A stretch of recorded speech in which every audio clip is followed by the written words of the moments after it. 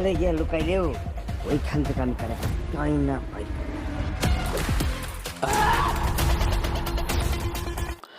সম্পূর্ণ ভিন্নধর্মী একটি গল্প নিয়ে ঈগল টিম আপনাদের জন্য আবারও নিয়ে আসলো তাদের নতুন ওয়েব সিরিজটির নাম হচ্ছে বারুদ। হ্যালো সুপ্রিয় ভিউয়ার্স, আসসালামু আলাইকুম। কেমন আছেন সবাই? আশা করি সবাই ভালো আছেন।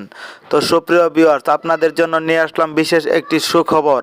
আপনারা কিন্তু ঈগল টিমের ওয়েব সিরিজগুলো অনেক বেশি পছন্দ করে থাকেন, তার জন্য ঈগল টিম আপনাদের জন্য নতুন আরও একটি ওয়েব সিরিজ নিয়ে এসেছে, যেটির নাম হচ্ছে বারুদ। এই ওয়েব সিরিজটি আপনারা দেখতে পারবেন অনেক বড় ধামাকা এবং মুভির মতো অনেক অনেক বড় বড় ধামাকাদার সিন।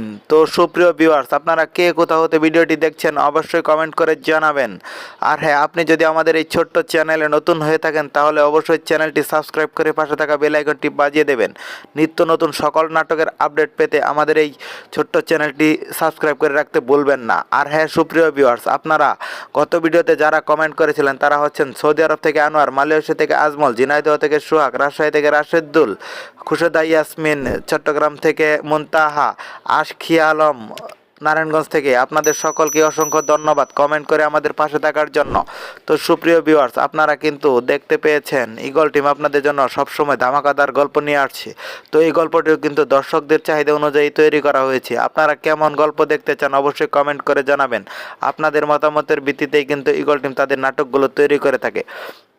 তো সুপ্রিয় ভিউয়ার্স, ঈগল টিম আশাবাদী এই নাটকটি আপনাদের কাছে সবচেয়ে বেশি জনপ্রিয় হয়ে উঠবে, কারণ এই গল্পটিতে একটি মুভির মতো আপনারা অনুভূতি পাবেন। তো সুপ্রিয় ভিউয়ার্স, সবাই নিয়মিত ঈগল টিমের সকল নতুন নাটকের আপডেট পেতে আমাদের এই ছোট্ট চ্যানেলটি সাবস্ক্রাইব করে পাশে থাকা বেল আইকনটি বাজিয়ে রাখতে বলবেন না।